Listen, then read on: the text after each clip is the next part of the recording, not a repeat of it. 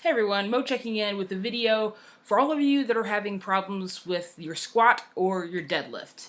Now this is just one aspect that I'm addressing. I could do multiple videos if you're having problems other than the one that I'm about to address when it comes to those heavy ass lifts.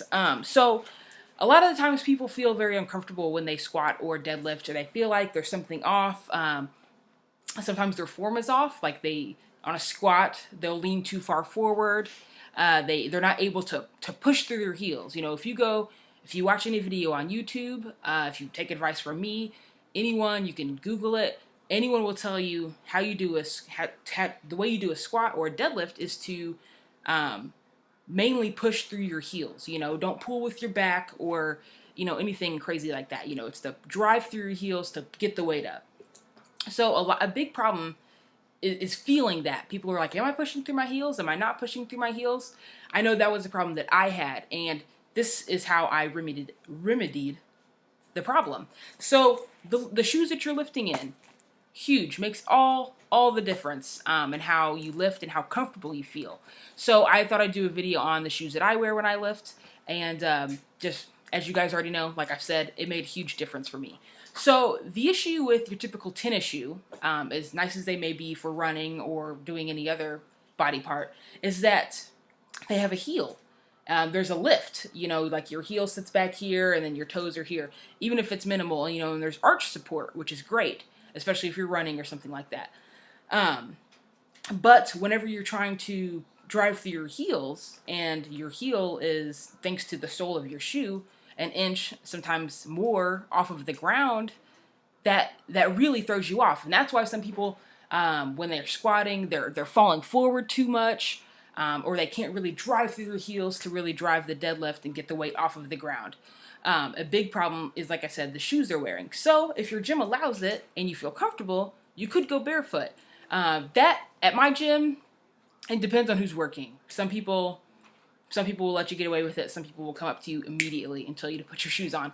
So and some advice that I took was to buy Vibrams. Some people call them 5 fingers or 5-finger shoes. These are amazing. So as you can see, there's no heel to these. And they're completely pliable. In fact, these are kind of damp because I just took them out of the washing machine. Put them in the washing machine. I'm letting them air dry. I wouldn't stick them in the dryer. But these are awesome. They're called minimalist shoes. They're really popular, so you probably see them all the time. You've probably heard this, but for those of you that haven't, this video is for you. These are great. The toe thing, it might seem weird. You totally get used to it, no big deal. But there really is no foot to this, or like sole to this. They do make different types, so some are better for like hiking or something. But like if you step on a rock with these things, it doesn't feel that great. But there's like enough support there to give you some, protection against the ground. I wear them to class. I walk in them all day. They're fine. But these are really great. If your foot is firmly planted on the ground, you can absolutely squat down to the proper depth and really drive through your heels and feel that drive because your heels are actually on the ground and not elevated. It's something that I didn't even think about. You wear tennis shoes all the time. It's not something you realize. I don't feel like I'm walking around on my tippy toes like I'm wearing high heels or something. But your heels are indeed elevated, even if it's only like half an inch. So this can really be helpful. Now, even though these are minimalist shoes, of course they're like $100, which is freaking ridiculous. Good thing is they last forever. I've had these for a year. A little bit of wear here. They're good and they're sturdy.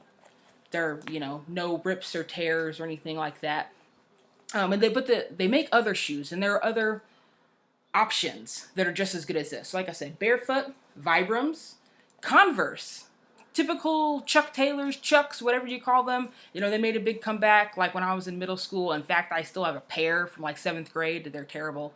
Those are great. Those are flat-footed shoes. There's no arch support. It looks like there's a big heel on them, but actually your foot sets down pretty low in the shoe, and they're way cheaper. You can get a pair of Chucks, I don't know, probably 40 something bucks. I feel like the last time I saw them. You can get them pretty cheap. They also, New Balance makes a Minimus. I think that's what they call the shoe. There's so many options. Just look for a minimalist shoe, and I think that'll solve some of your problems. It takes some getting used to.